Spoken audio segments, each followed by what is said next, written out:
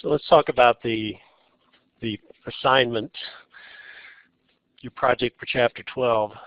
So I've sent you a couple of emails. One was with a PDF file, which was the description of the project. So let me just find that.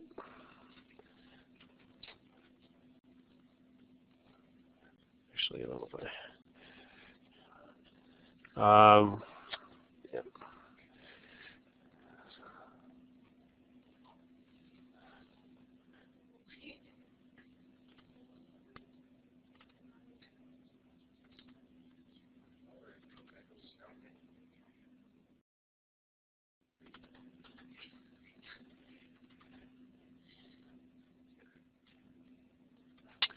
So let me share this with everybody.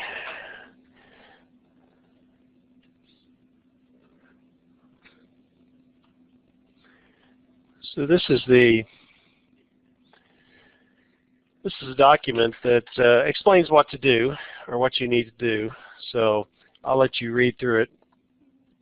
But basically it tells you pretty much what we did in the last period with a few additional things that we haven't talked about yet. So you're going to download the data, you're going to order them, you're going to calculate mean, median, mode. Then you're going to calculate the standard deviation, coefficient of variation, which I haven't talked about, but we'll talk about. And then you copy to another spreadsheet, another tab, and you've determined the quartiles, the z-scores and the quartiles. And I've sent you a sheet of paper that just has a blank graph on it, and you're going to fill out your box plot on that graph. We'll talk about box plots today. And then you'll do a histogram, and there's also some stuff we haven't talked about yet relative to the second part of the problem, which is this: assuming a normal distribution using a mean of 50. I sent you an attachment which will make more sense once I explain it. So that's the gist of the description of the project. Now, online, I've also sent you a data set. That's what I just sent you recently. That is your own individual data, so you can't copy somebody else's and just turn it in as your work. You're going to have to at least get your friend to help you do it, or hopefully you'll do it yourself. So I sent you a link, I think, to 3 videos. They're under Chapter 12 project, so they're in the same YouTube channel. And the 3 projects, the videos are the spreadsheet video, which goes with the most of that handout I sent to you. There's one that tells you how to draw the box plot, and the final one is to explain it's not the same numbers as the project, but they basically go through all the different scenarios that you have in doing your project. So don't just copy that down because it's not the right numbers. You're going to have to use the numbers that are provided in your project to do that.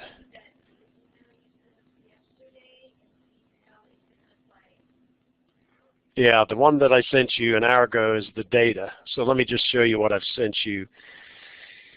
What you have is one of these data sets. Let me share this.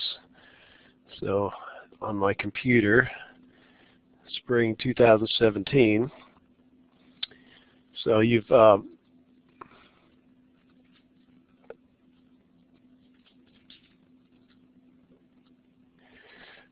got one of these 22 data sets, and if you open them up, what you'll do is you'll read those into your document, your spreadsheet, just like we did on Wednesday or Monday.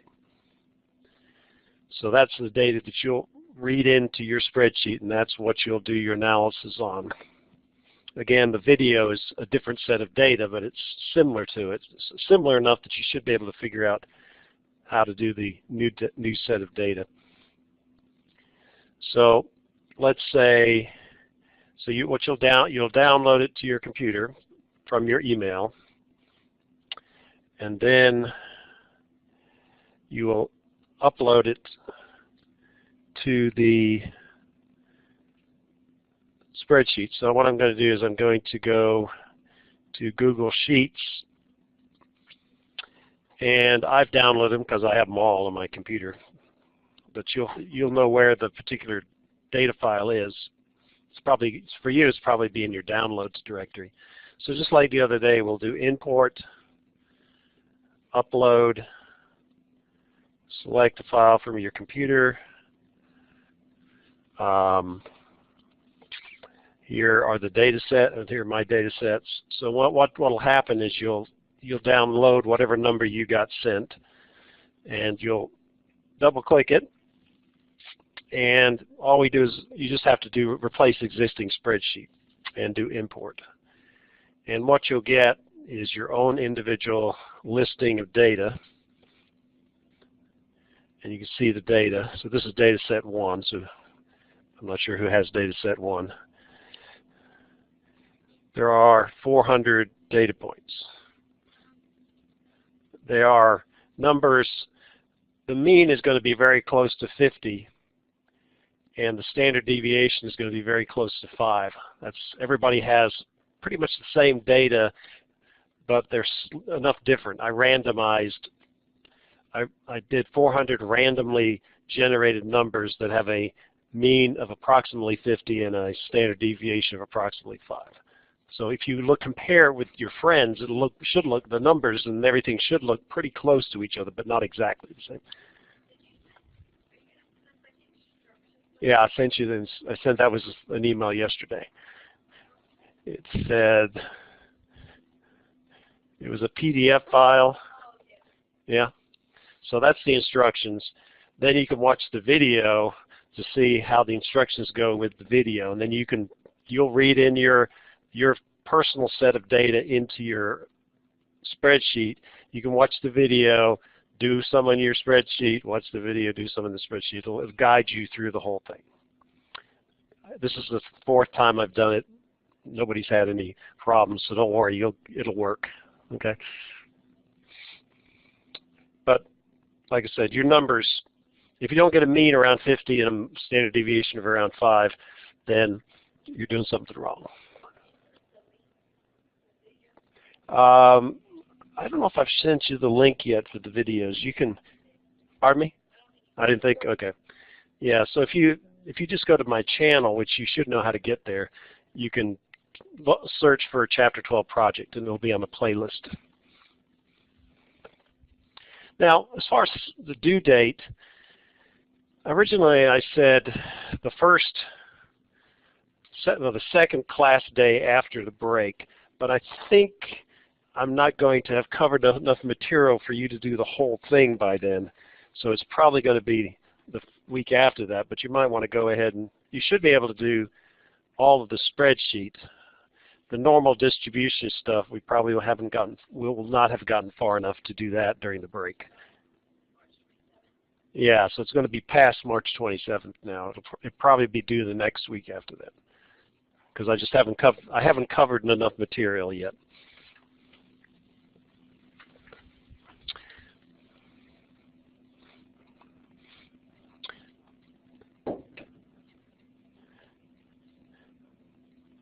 Okay, so that's the project. 3 videos, 1 assignment, 1 set of data, hopefully 0 problems. You might just look at it and try to, I would print out the instructions, watch the video. It's only 30 minutes. And you'll see how you'll kind of get a good idea, and then you can go back later and go through it slowly when you complete it.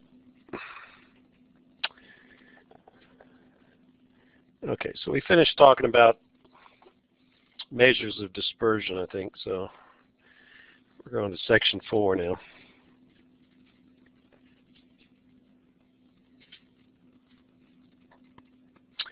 So they're called measures of position.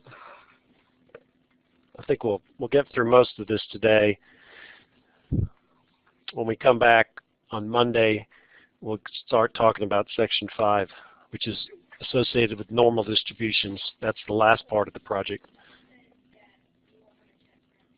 There's no test for Chapter 12.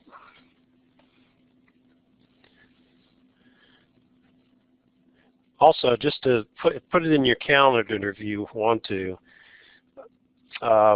the Monday after Easter, which will be, which one is that? Is that the 17th? Yeah, the 17th, I'll have a recording, but we're not coming to class because I'm not going to be here. I'm driving back from New York that day. So the 17th, no in-person class. There'll be something for you to watch. So if you want to do something that day, and this is the only thing that's stopping you from doing it, you can now do it.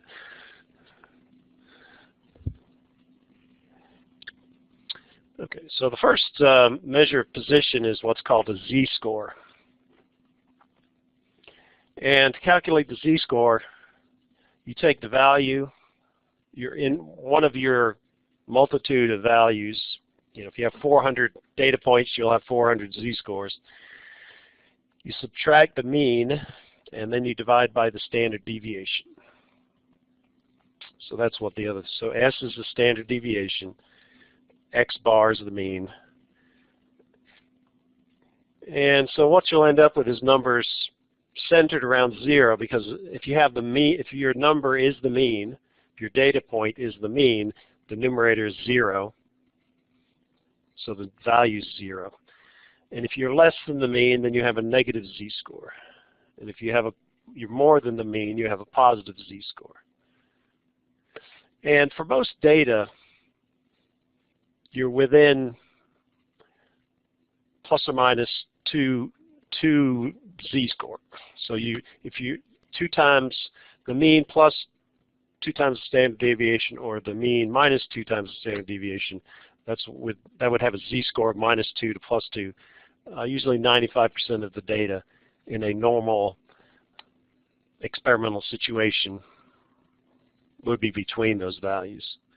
So it tells you where it is relative to where relative to the mean it is, and how far away from the mean it is relative to the other data points that you have calculated. So we'll just do a quick calculation here, a little example. So then you'll do this on your project, calculate z-scores, and it's similar to calculating the standard deviation. Well, you actually have to calculate the standard deviation to calculate the z-score. So we're going to go ahead and just do a simple calculation of standard deviation. If you already have the standard deviation, you don't need to do this again, but we're just practicing here. So if we add these 5 numbers together, we'll get 15, we'll get 25.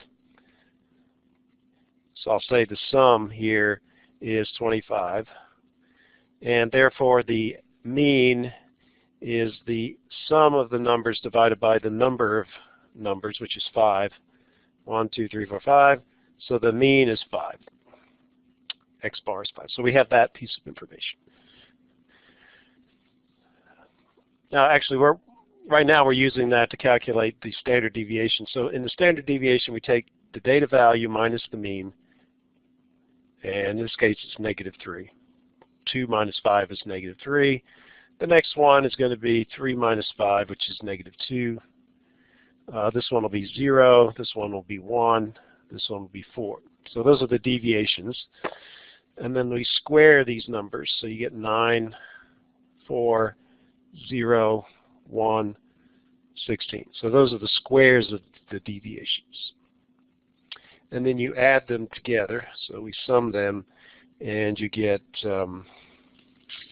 17, 21, 30.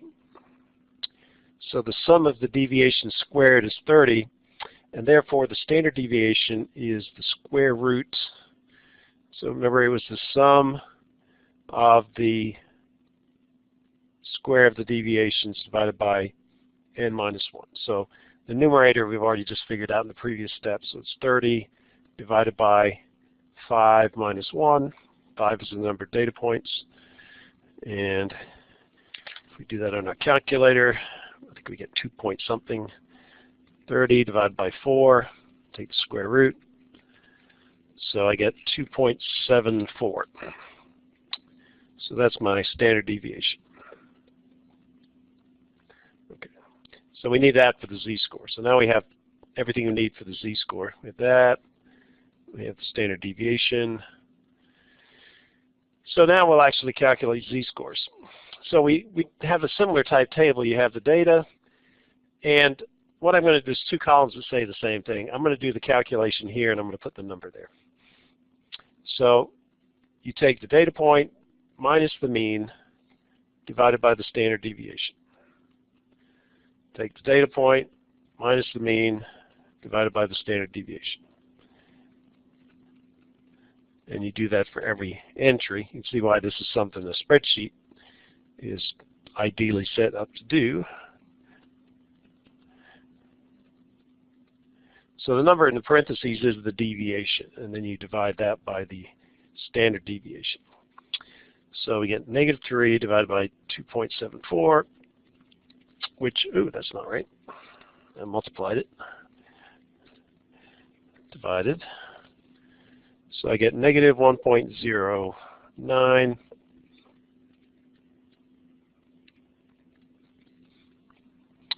-0.730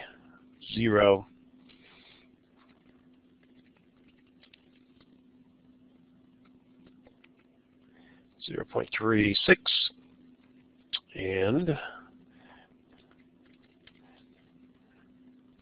1.46. So those are the z-scores. So what is that telling us? Well, it's telling us that you know, the data point 2 is less than the mean because of the negative sign, and it's a little bit more than 1 standard deviation less than the mean. On the other end, we have the number 9, which is positive z-score, so it's greater than the mean, and it's about 1.5 times the standard deviation. And what I said earlier was 95% of data is typically between 2 standard deviations, or from -2 z-score to +2 z-score. So you can see all of my data, all of my 5 data points are within 2 standard deviations of the mean. And the smaller the magnitude of the z-score, the closer it is to the mean. So that's all z-score is. We'll use it more in the next section, but that's all we're going to do right now. Okay, the second measure of dispersion is percentiles. So you've probably seen those when you take standardized tests. They say, you know, well, SOLs are not, I don't think they're usually in a percentile, but the old days, they used to take these tests that everybody in the country took, and you get your results back, and you'd say, you know, you're in the 85th percentile for math and 75th percentile for vocabulary.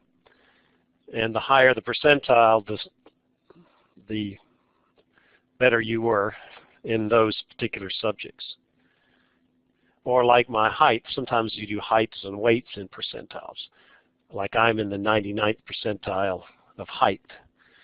That means that I'm taller than 99% of the people. So that's percentiles. So how do you calculate percentiles? Well, it's pretty straightforward. And the percentiles go from 0 to 100. You can't be in the 0th percentile, you can't be in the 100th percentile. You might be in the 99.9 percentile, but you're not in the 100th percentile. So the percentile, let me put this on one page. The way to define that is if approximately n% of the items in a distribution are less than the number x, then x is the nth percentile of the distribution donated by p sub n. So the subscript n is the percentile. So if you had the 10th percentile, it'd be p sub 10. If it was the 30th percentile, it'd be p sub 30. And this percentile number has to be between 0 and 100, just like I said in the previous slide. So that's a little, you know, you read that and you're like, what? What does that mean? So I'm going to show you the procedure, and then we'll see why it makes sense after we do it. You know, that's, I don't know if, you know, the more you do learn new stuff, the more you realize sometimes you have to do a problem before you understand what the heck they're talking about in the book. So this is one of those cases. So we're going to show you the procedure, and then we'll explain what it means. So I have 11 data points, which I've ordered sequentially. So just like with median, you've got to order the numbers sequentially to do percentile. Which again is easy in a spreadsheet because you can always just enter the data in any order, and then you can sort them. I've sorted them here manually. So the question is, which data point below is in the 40th percentile? Well, the answer is 25, but I'll show you why it is that. So I'm going to write out the procedure. So the first procedure is count the number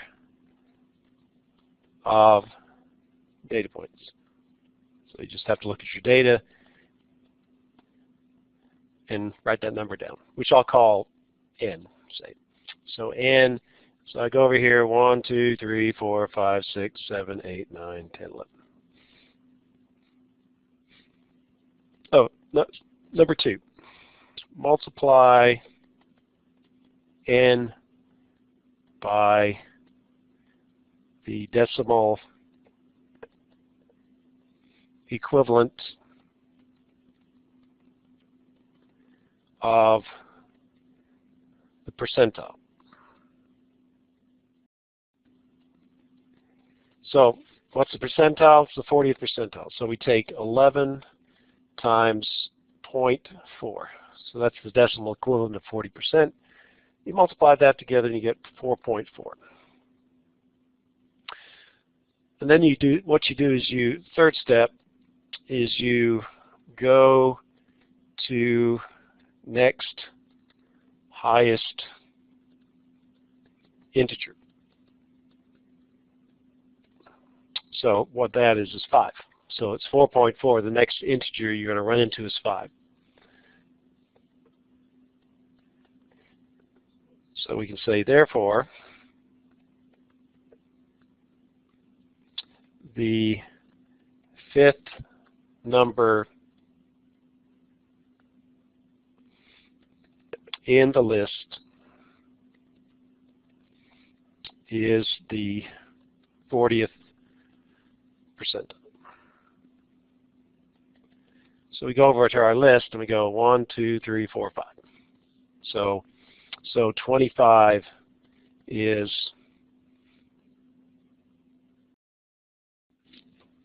the 40th percentile.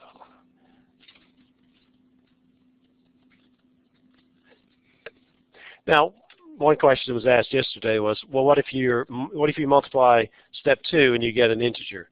You can still go to the next higher number. So it's not, you might, I was tempted to say round up.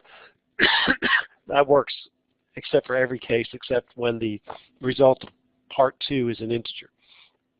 So if I got 5 exactly on the second step, I'd go to the 6th number. If it's 4.3, I go to 5. If it's 7.8, I go to 8. So it's just moving to the next higher integer. So that's pretty easy. Okay. So now that I figured out that using this procedure that 25 is the 40th percentile, let's go back to the definition. It says if approximately n% of the items in the distribution are less than the number x, then x is the nth percentile. So what we said was that the 25 was the 40th percentile. That means that these 4 numbers are less than 25. And these 4 numbers, if you take 4 numbers divided by 11 data points, you get less than 40%. You get 4 divided by 11, you get 36%. So 36% of the numbers listed are less than 25. So it does agree with what they're trying to say here. And notice it says approximately n%. So, 30, it could be 37, it could be 39%, 39.8% of the numbers are less than the number that you say is the X is in the nth percentile. So what I'm going to do is I'm going to give you another. Okay, so your attendance question today is just a simple one. What is 10 times 10? Percentile. Let's see what so let's see, 60th percentile. So what I'll do here, let me copy these numbers over.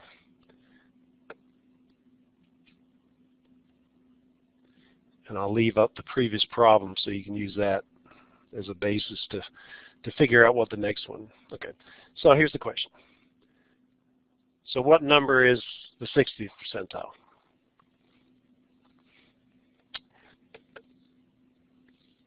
So the first step's easy because it's the same number of data. It's 11, right? For you guys online, if you can send me an answer so I know you're paying attention.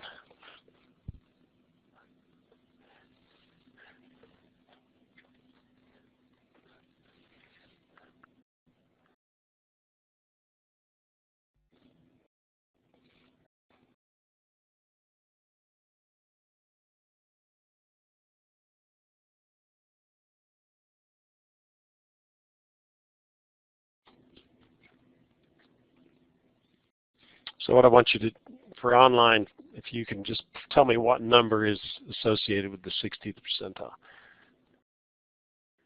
Okay, somebody gave an answer. Good. Let's see who that was. Miranda. Yep. Okay. John. Not John. Adam.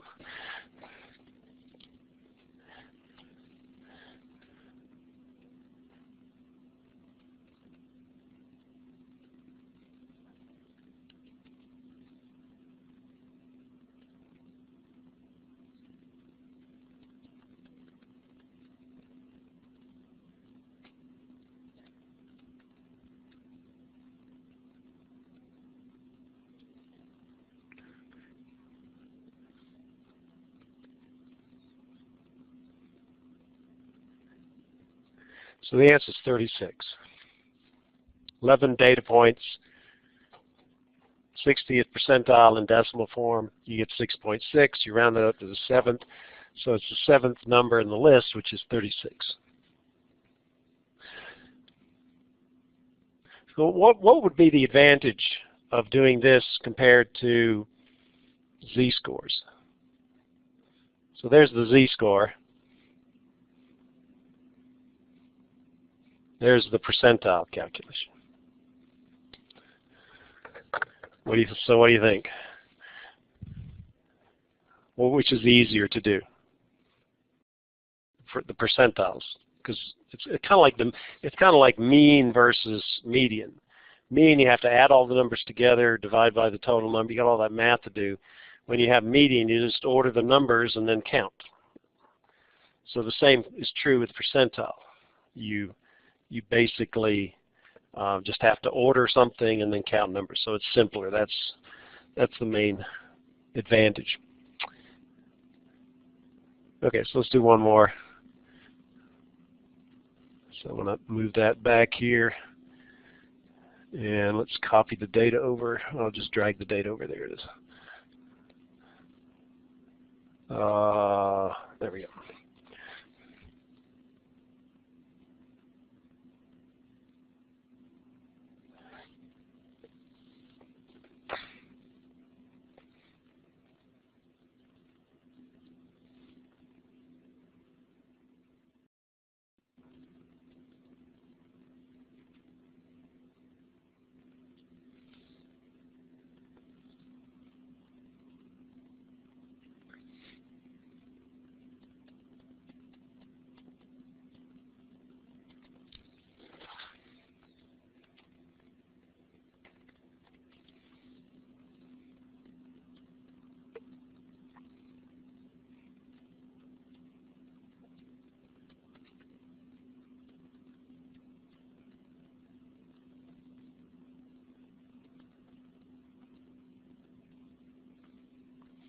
So the answer is 22.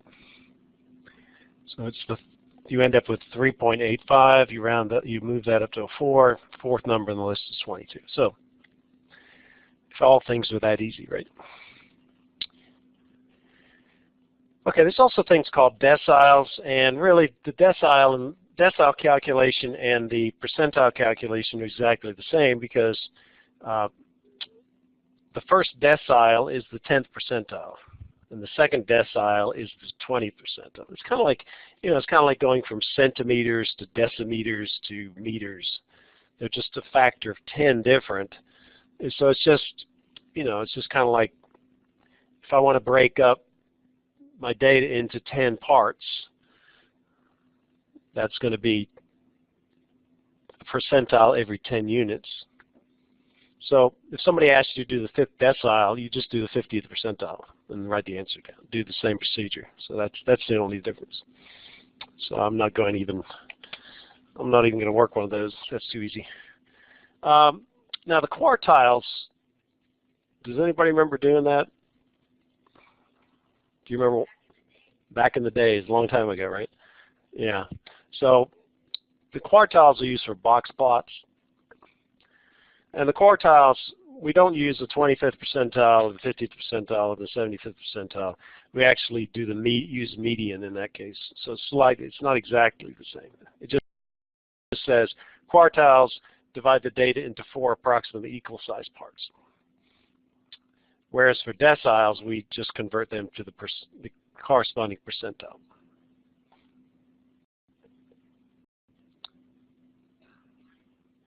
I think I do have an example with decile, but yeah, I'm just going to do it. I'm going to do this quickly because so we have the same set of data. So you take 11 times 0.2. The second decile will be the 20th percentile. So P sub 20 is the same as D sub 2, and you would get 2.2, which you'd round that up to the third number, and the third number is 21. So that would be the second decile would be 21, and if you did the 6th decile, it'd be the 60th percentile, which is 6.6. So that would, you round up to the 7th number. I think we already did the 60th percentile. The 7th number is 36. So that's all you'd have to do for that. Okay, now quartiles. Here's the procedure. So you take your data and you arrange it in sequential order, and then you find the median of the entire data set. The median is the second quartile. Then you take that large group of data and you break it up into 2 parts. The numbers that are less than the median and the numbers that are greater than the median. And it depends upon whether you have an even or odd numbers, what you do. So you'll have to do this for your project. You'll already have the data organized. You'll have it ordered sequentially from doing the median. So you find the second quartile, which is just the median. If it's the middle item is odd, let's see, for an odd number of items, it's the middle item. For an even number of items, it's the average or the mean of the 2 middle terms. We've talked about that already. Then to find the first quartile is the median of all items below Q2, but not including Q2. And the third quartile is the median of all items above Q2.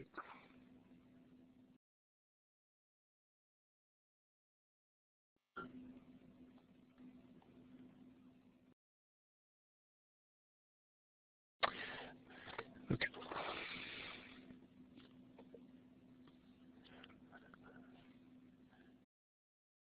So I have what I'm going to do, and what we use quartiles for is for box plots.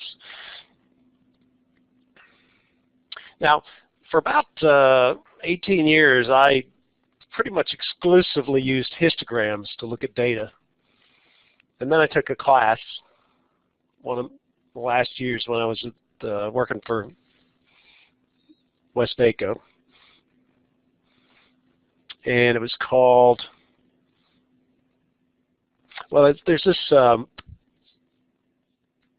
certification you can get when you're in industry. It's called, well, the whole thing's called Six Sigma, but the award is you get like belts, like karate.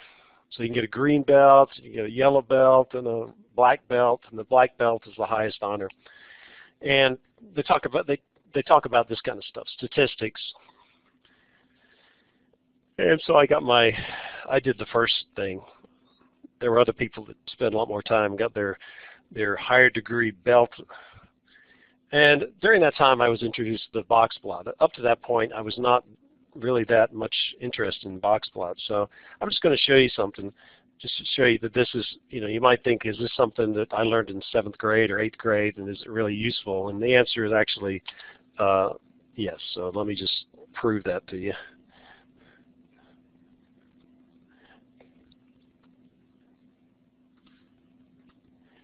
So if I go to Firefox, to Google, somewhere here I have Google, maybe not.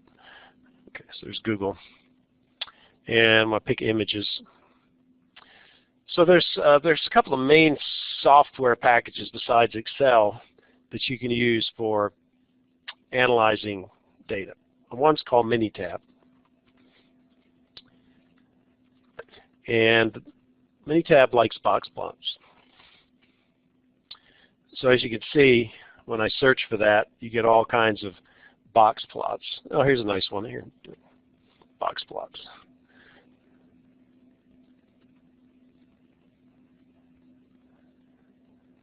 Actually, I don't want that. It's view image. There we go. So you can see the way a box plot's made. I'll come back to the other pictures, but I saw this and I'm like, oh yeah, that's good. So the way you make a box plot is you have a scale for the values for the first quartile, the second quartile, the third quartile. You also have to include the minimum and maximum values. So you need 5 things to make a box plot: the minimum data value, the maximum data value, and the 3 quartiles. And so the way you make a box plot is you draw a line. It can be either vertical or horizontal, depending upon your preference. That's where the median is. Then you make the dimensions of the box extend from first quartile to the third quartile. So if this were centered, you probably have normal data, but if it's not quite normal, it's not going to be quite centered between the quartiles.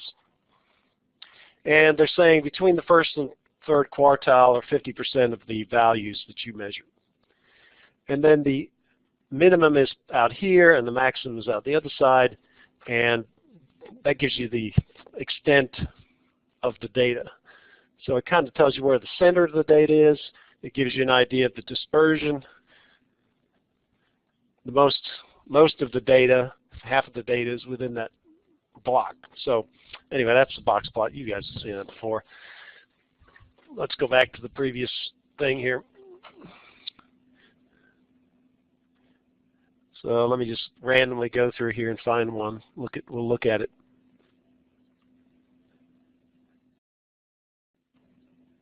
No, I didn't like that. Okay. Let's see here.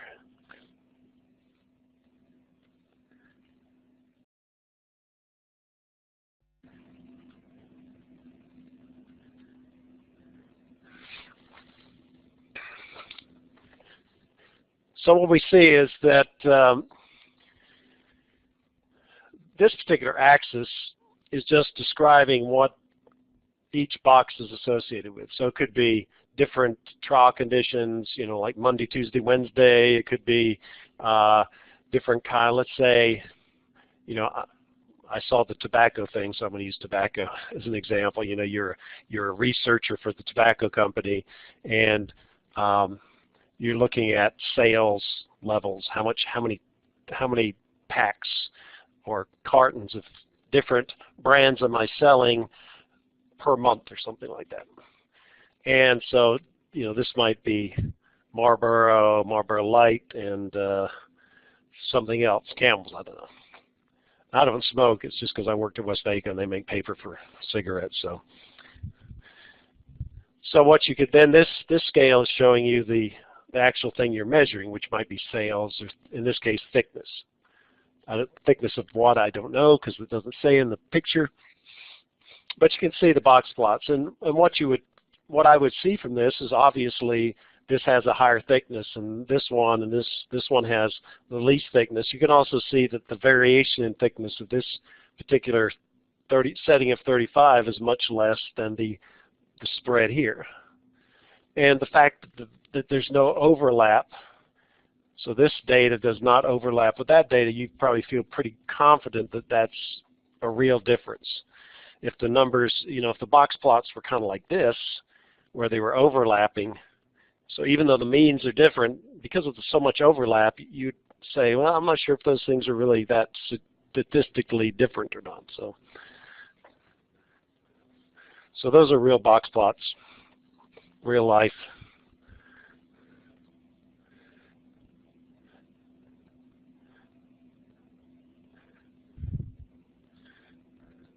And I'm not sure what the other software, just Minitab, they use that a lot.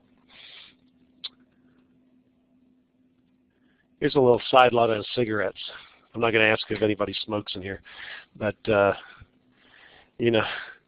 the whole thing about the package, you make the package attractive so that when you're carrying around your pack of cigarettes, the whole psychology of cigarette boxes is kind of funny. When you get into industry, you're like, I never knew there was so much thought put into things that I never thought about, right? Fashion, probably people fashion is that, oh, that color is, you got all these women sitting around going, oh, I like that, and there's 500 different colors, and the guys are going like, what? That looks brown to me. But anyway, so cigarettes, there's a lot of laws where they want to put people's, all the diseases that occur with cigarettes, so they aren't so attractive and try to discourage people from smoking. In the U.S., U.S. is not, they haven't been too overboard in the U.S., but like in England and Canada, I think you buy a pack of cigarettes, they're either just white paper, so there's nothing to make them attractive, or they put pictures of people with throat cancer, or they've got pardon me? They have warnings, yes. They have a little warning that says it is dangerous to your health. Then you go to China, and they've got so many people there, they don't care what, if anybody dies, they're like, oh yeah, go ahead, die. But so in China, the whole cigarette, well, for one thing, there's a lot more people smoke. You go to there, you're like, they like to drink and they like to smoke. And so they'll have their cigarette packages, and the cigarette package, so you go to a meeting, a business meeting, and they'll put their cigarette pack on the table in front of them. So they won't put it in their shirt. They'll put it out there because, ooh, you're smoking whatever, Chinese name, of cigarettes. And so they look at you and they say, ooh, you must be, you're important, you're rich. This status thing is really important in China. And then, so they have these beautiful looking packages of cigarettes. And also they, they probably know something about the special brand of tobacco and everything. So there's a huge variety. I don't know how much packaging affects cigarette consumption or not, but it's kind of interesting.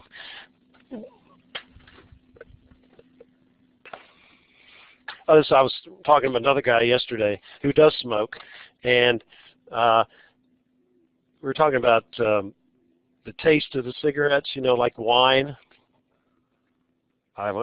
Is anybody over 21 in here? Can anybody drink wine? Okay. So you see people drinking wine, and they're, oh, this has like leathery overtones and all this kind of.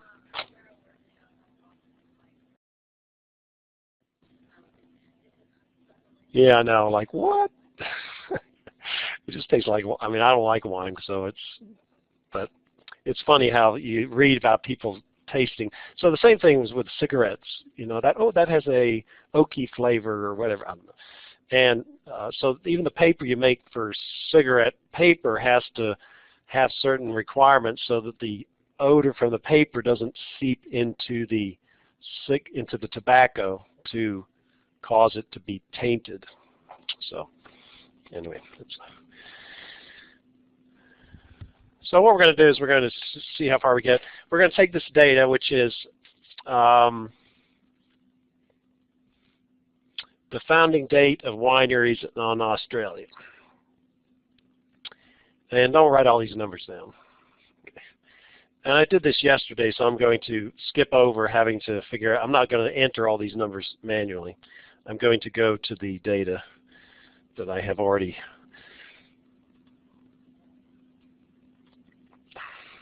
So let's see, where are we going here? Right here. Go to my spreadsheet. Go back to the main thing here. And I think this was yesterday. Maybe let's try that. Nope, that's not the one. Okay, let's try again. That was me trying the data out to make sure it worked. It was yesterday at, was yesterday the 7th? Yeah, must have been the early one here. There we go.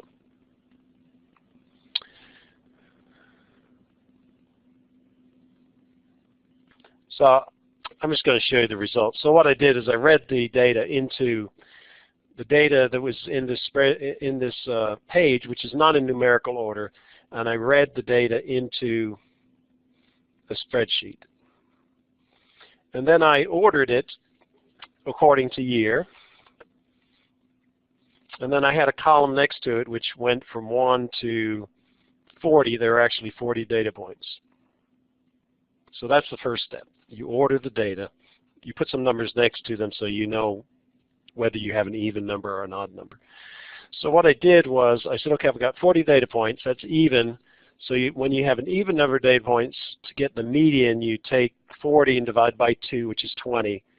And it's the average of the 20th and 21st data point. So if I go to my list here, you'll see that I have said the median, which is also Q2, is the average of these two numbers.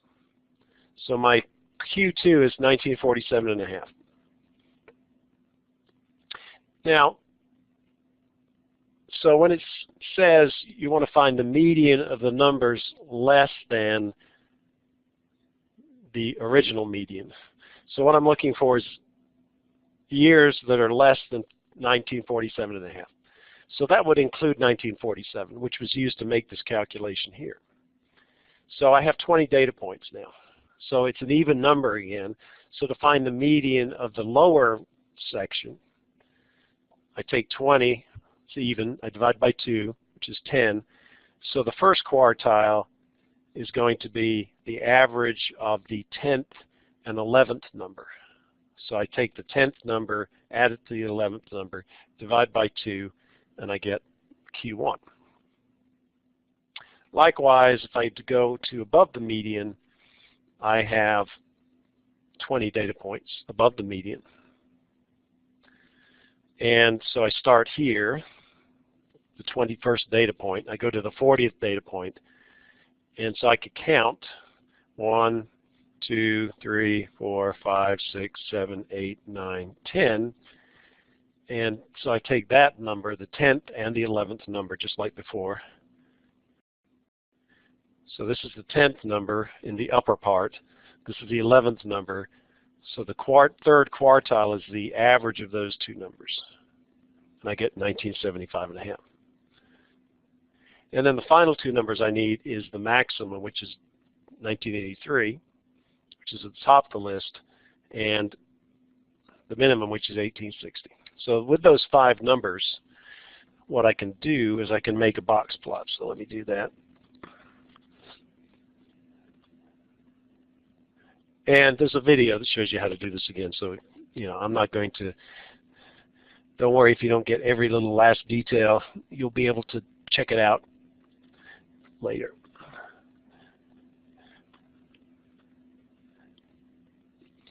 So actually, here's the box plot. So let me just delete this, and I'll redo it just to show you how you would do it, how you would work this out.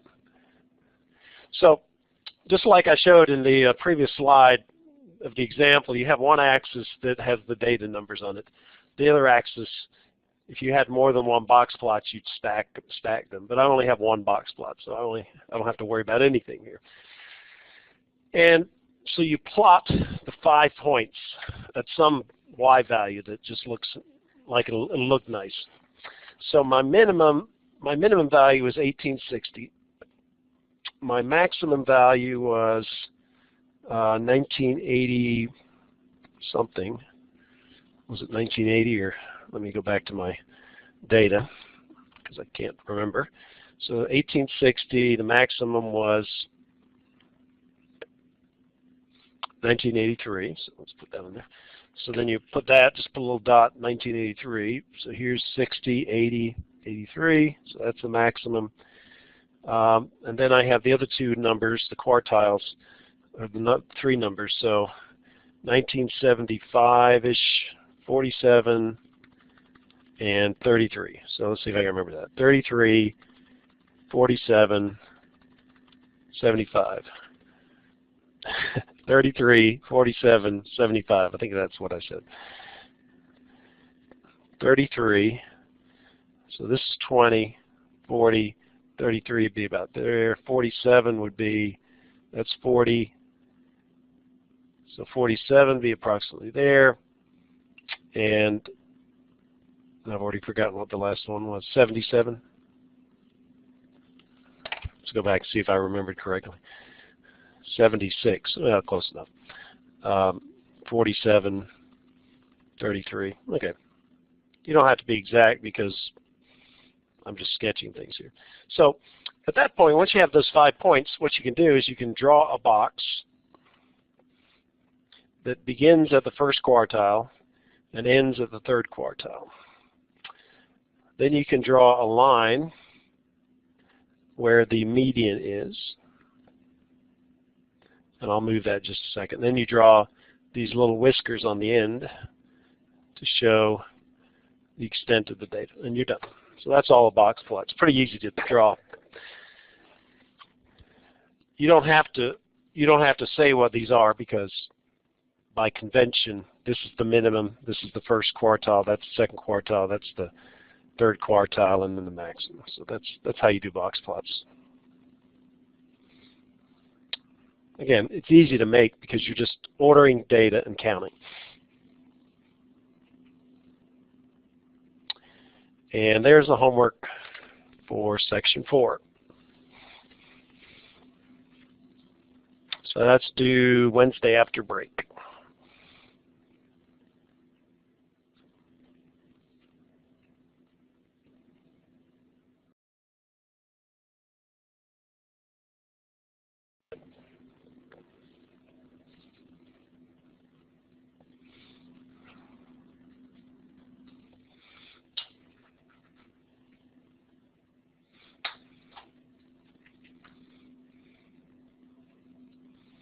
So my daughter's not had a baby yet. She's still hanging in there. It'd be nice if it was next week, because that's spring break. Yeah, well, if we go, we'll just go for a day or stop, maybe spend a night. A lot of times people want a little space after they've had a baby. They don't want all the relatives showing up.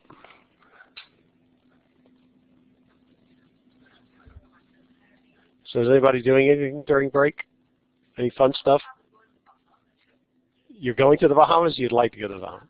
You go yeah, you gotta work. Yeah, that's the thing about community college students. They're usually working, so you can't get away. Last summer we went to my older daughter rented a house on the Jersey Shore. We didn't see what was the first one on Jersey Shore. What was? Did you remember watching that on MTV? Yeah, what was her name? Yeah, so Snooki, right? Yeah, I didn't see Snooki. This was more of a family-oriented place. So the place she rented last year has been sold to somebody else. So Jennifer was sending me links to other new places, and so might be going in June instead of July. But has anybody ever been to the beach north of Virginia Beach, like New Jersey or New York? Or it's cold, very cold. What is it, Ocean City? Yeah. Did she say anything about the water, like it's freezing? Or so we were there in July, later July, and it was still freezing. So I said to Jennifer, I said, you know, if we go in July, June, July, I'm not getting in the water either way, so it doesn't really matter to me.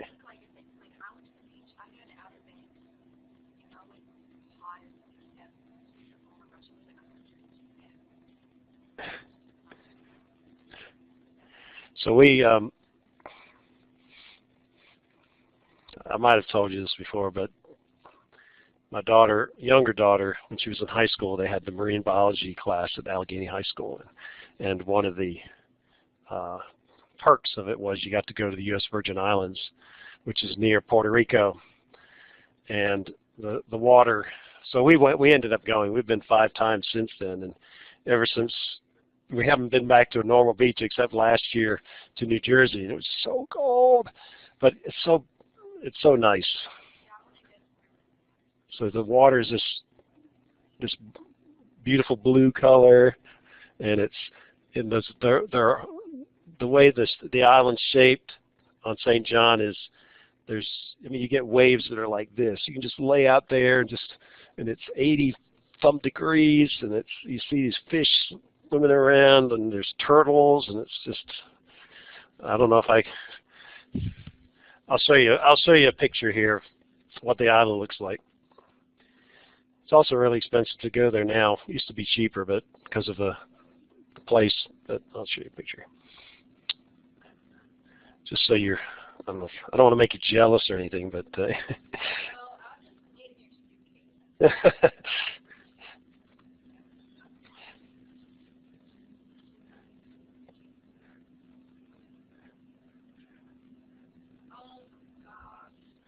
yeah, so that's the main the nice thing about St. John is it's a national park, so there's not a whole lot of building around there. So that's one thing.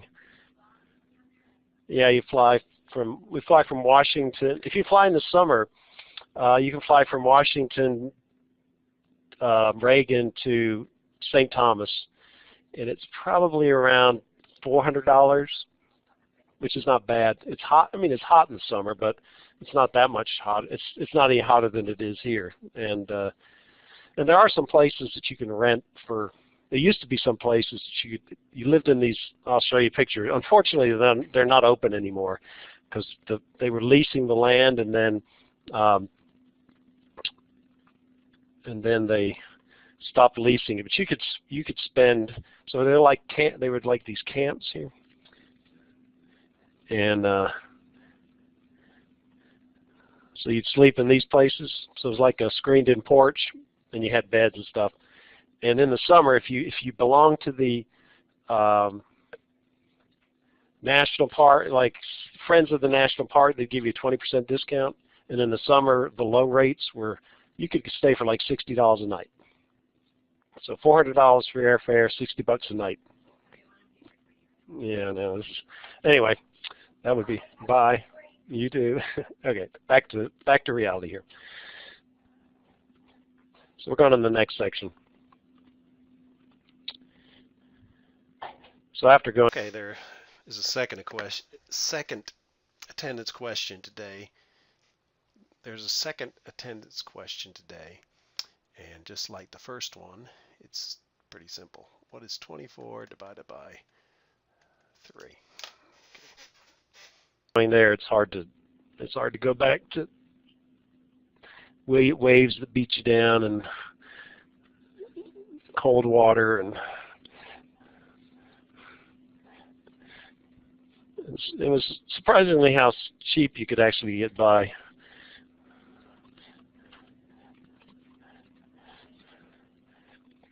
Now the cheapest place, well, they do have, actually, there is some places you can get for like $60 a night. You know, it all depends on what you're used to, what kind of luxury you're used to. I don't think we're all, people from Covington are not really used to luxury, so. Okay, so section 5 is the normal distribution. That's the last thing that you have to do for your project. This is just to remind me to talk about this. I have talked about it already. One of the other things that we're going to do for your project is to use that add-on to do the descriptive statistics. And all you have to do is highlight the data that you want to do the statistical analysis of and where you want the output to go, and you push the button and poof, it works. So it's in the description in the video, so I'm not gonna talk about it right now. Okay. So there's two kinds of data that we're looking at. I think we mentioned this back when we were talking about probability. There was continuous probability and there was discrete probability. So the discrete probability is things where you either have one thing or another thing. So flipping a coin, something happening or something not happening, making a free throw, missing a free throw. So those are discrete variables, which can be the process can be random. And then you have continuous random variables, and that's what a lot of data is that you measure, where you do a measurement, like a length measurement or a time measurement. So it's not restricted to specific values. So even the discrete variables doesn't have to be binary. It doesn't have to be, what was the word we used in the probability? It wasn't discrete. I can't remember what it was now. It'll come to me. Anyway, so if you had, it doesn't have to be just two choices, but it can be two choices. But they can't be, it's like how many people are on a basketball team. You can't say 4.5 or 6.7. It's 5 people or 4. If you play basketball, it's 3-on-3, 4-on-4, 5-on-5. It's not 2.6 on 12.2. Okay. So continuous variables are not restricted to specific values. That's the difference between continuous and discrete.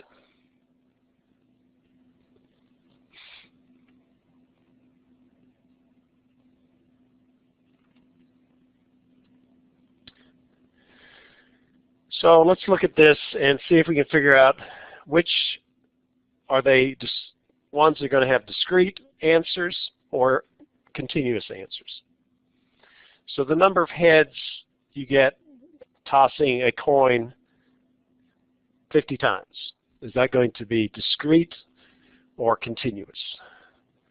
So I'll vote. We'll vote. How many people think it's discrete? Okay. How many people think it's continuous? Okay. So it's discrete because you can't have 27.5 flips. Heads. You can only have an integer number. So even though there's a lot of choices, you could have 1 through 50 or 0 through 50, they're still discrete. Okay, next one, the number of babies born in one day at a certain hospital. Discrete? Raise your hand. Continuous? Okay. So again, if you were talking about the average number of babies, then you could get, if you're doing an average, you could come up with a half a baby, but on a particular day, you can only have a whole baby.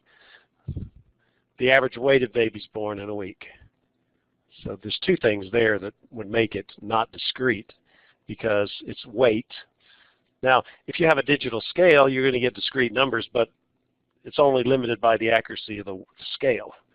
So if you had a perfectly accurate scale, you would never get two numbers exactly the same. So, and besides the fact it's average, so an average you can get an infinite number of decimal points. So that is continuous. The height of pine seedlings at 6 months of age. How many people think that's discrete? How many people think it's continuous? Okay, so that is continuous because, again, you might use a ruler but the accuracy is only limited by the method that you're using to measure. The time is shown on a digital watch, discrete, continuous. Okay. How about an analog watch?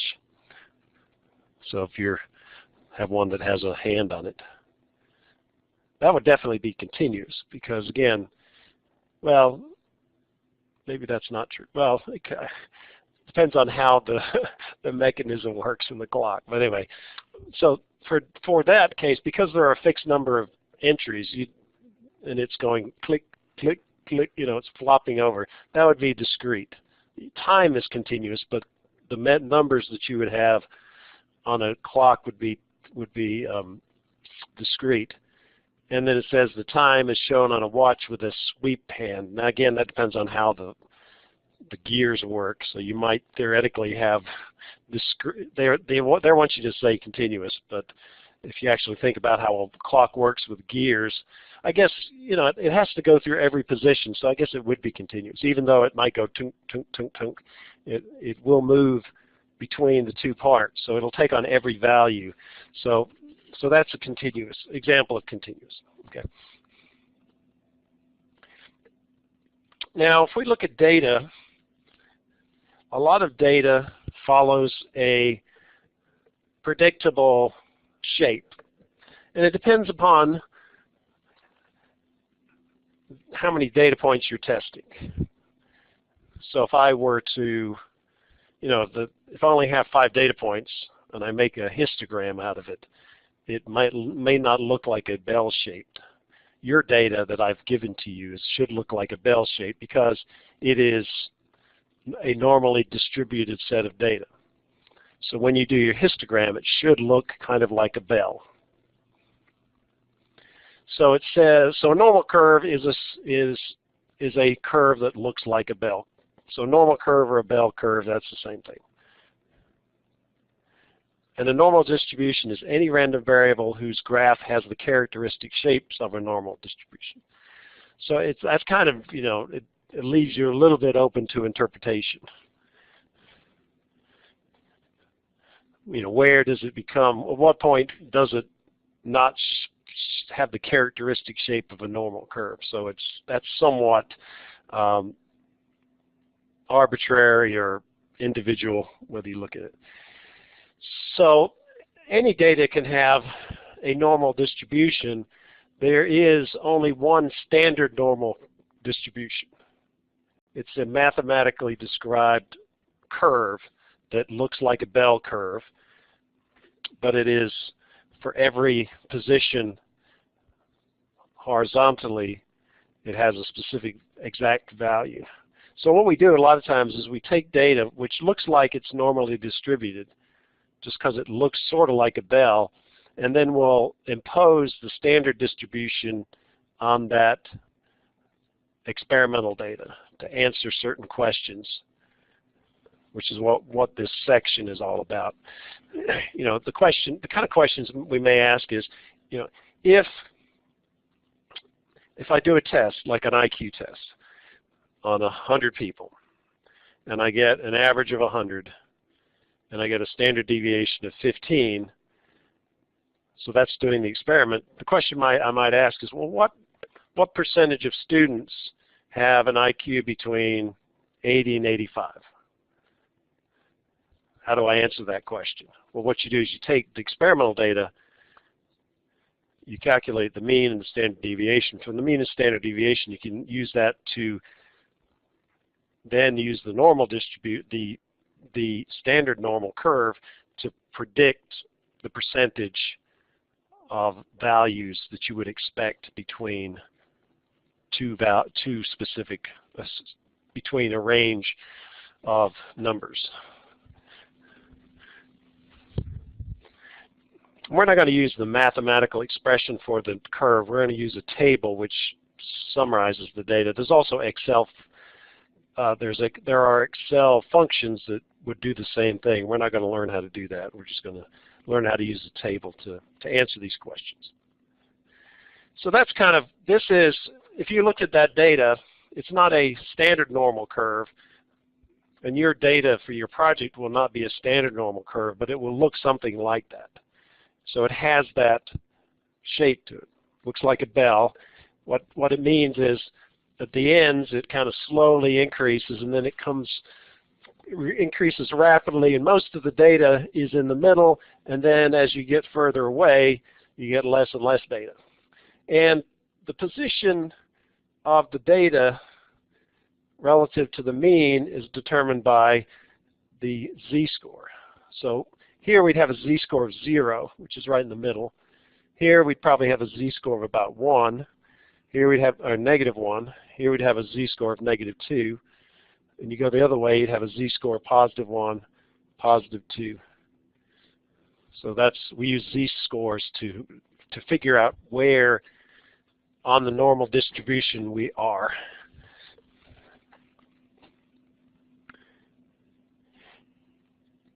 And from looking at the equation for the normal standard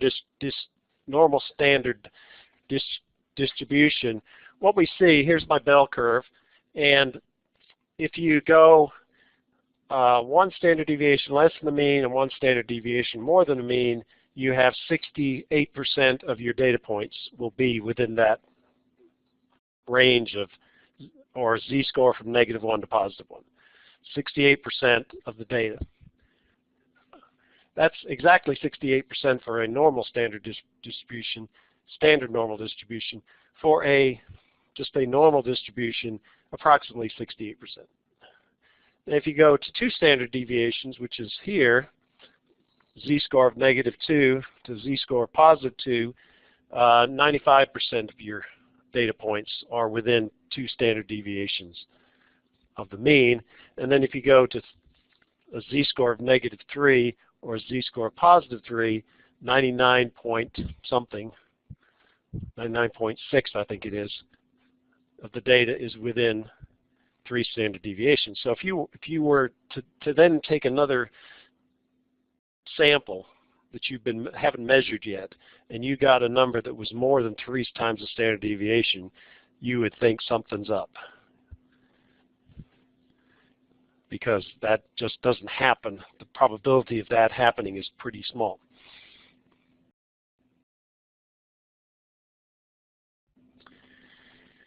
So here's some properties of the normal curves. You don't need to write all this stuff down. So it says the graph of a normal curve is bell-shaped and symmetric about a vertical line through the center. So it's bell-shaped and it's centered around a line symmetric about this line. So if you go this distance to the left and the same distance to the right, you should have the same y value. For a normal distribution, the mean, the median, the mode are all equal to each other. And they occur right here at the center of the data. And I've already talked about this empirical rule about the percent of data points that are within 1, 2, and 3 standard deviations of the mean.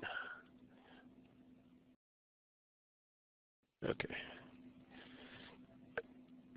So we're going to, on Monday, after break, we're going to use this table, which basically, it doesn't tell you what the height of the curve is, but it tells you how much area there is between the mean and a certain z-score. So it's the area from a z-score of 0 to a z-score of something, +1, +2, whatever it is. And this little blue area represents, that's the area that's represented in this table. So if you went all the way over to here, you'd have half the graph, and you could see the numbers here end up being about 0.5. Because of symmetry, we can use this, even though this graph, even though this table is positive z-scores, these are the z-scores. What they do, it's a 2-column graph that's multiple columns, so they don't use up a lot of space in your book. You know, it's really one long continuous table. So you'll see that, you know, when I go down to the bottom of the first column, I get 0.55, and I go to the top of the third column, it's 0.56. So it's It's just a continuous list of a lot of data, and the corresponding areas, which is this light blue area. Okay, so that's it for today. Have a nice break. I think when I come back, I will be have another grandchild, so hopefully.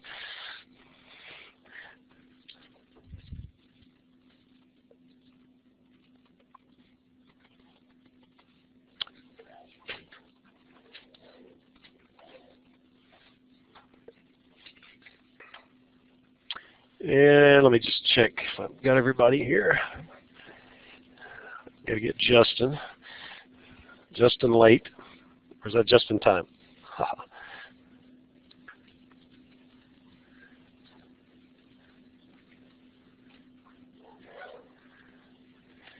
Okay, let's see who's online.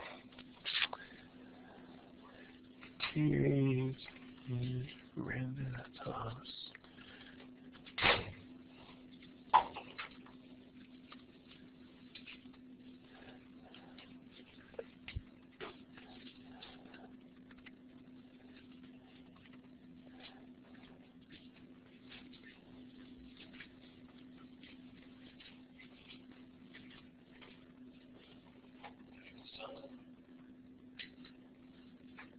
Did you get me?